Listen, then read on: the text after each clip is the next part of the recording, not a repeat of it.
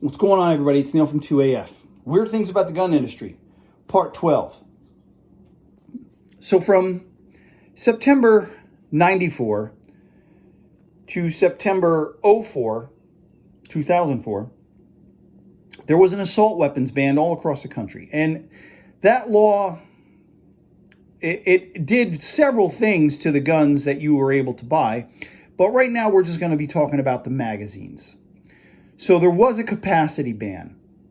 During that 10 years, again, September 94 to September 2004, magazine manufacturers were not allowed to make magazines that had a capacity of over 10 rounds that was to be available for sale for the commercial market.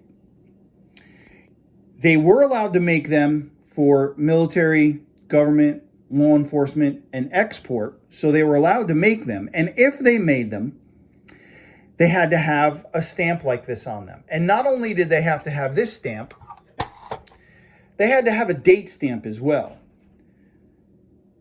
So I went into my pile of magazines to try and find one that was stamped with the restriction and the date stamp, and this was the first one I pulled out. And it was weird enough, like this story is weird enough to be a weird thing about the gun industry.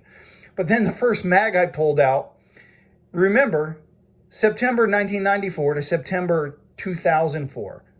So this one is marked December 2004. So it was after the law had sunset. And it sunset because it was written into it that if it was shown it didn't do much, that the law would go away. And it didn't do much. Shocking, I know. And so the law did go away. But I suppose whoever made this magazine had an excess of mag bodies that had the restricted stamp, and they just kept stamping them with the date just to get rid of them until they were done. And then after they were done, they don't have to stamp them anymore. Here's another weird thing. You were allowed to own, if you lived in a state that allowed magazines that didn't have magazine capacity limits, you were allowed to own magazines that were high capacity. You just had to buy ones that were made before this time frame.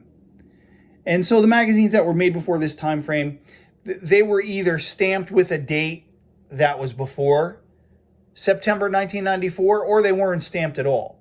Now, magazines during that time, if they were in decent shape, like this is a 20 round AR mag, right? 20 or a 30 round AR mag in this condition, which is just pretty nice. Certainly used, but not very used.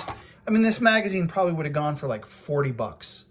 Now you can probably buy it for like 15 or so, but those pre-ban, that's what you would call them, pre-ban magazines, because they were made before the ban, man, they were expensive.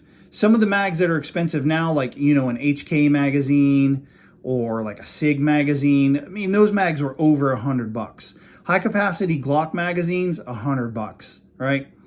Anyway, just something weird that if you weren't around doing gun stuff at that time, you may not be aware of. Just listen to our current president talk.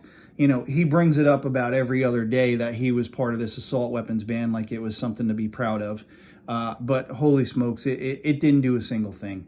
Anyway, that's all I got for you. Weird things about the gun industry, part 12. Yeah, gun laws they're weird enough in general, but they can get exceptionally weird if you look into them.